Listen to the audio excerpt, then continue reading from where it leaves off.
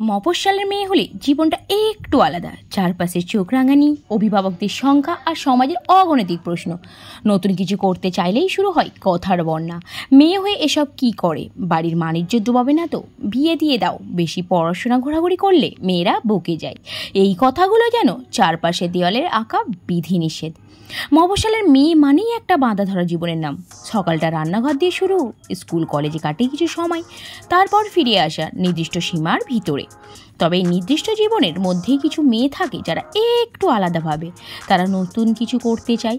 তারা শুধু চাকরির পিছনে ছোটে না, নিজের চিন্তা, সৃষ্টিশীলতা বা সাহস দিয়ে আলাদা কিছু করতে চায়। কিন্তু সেখানেই শুরু হয় লড়াই। মফস্বলের সমাজ নতুনকে সহজে মেনে নেয় না, বিশেষ করে মেয়েদের কাছ থেকে। একটা মেয়ে যখন বলে আমি অনলাইন বিজনেস করতে চাই বা ইউটিউব চ্যানেল খুলতে চাই, তখন চারিদিক থেকে ভেসে আসে উপহাস। এতে হবে কি? এসব করে লাভ কি? মেয়ে হয়ে এত কিছু ভাবার দরকার নেই।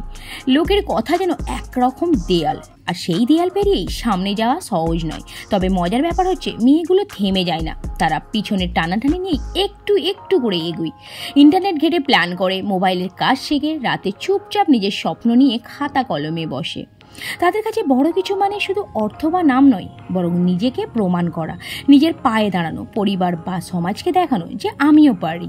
এই মেয়েরা লাইমলাইটে থাকে না, তাদের গল্প নিয়ে হেডলাইন হয় না, তারা কোনো আন্দোলনের পোস্টার নয়, কিন্তু তাদের সাহস, নীরব প্রতিদিনের লড়াই, এটাই এক একটা নিঃশব্দ বিপ্লব।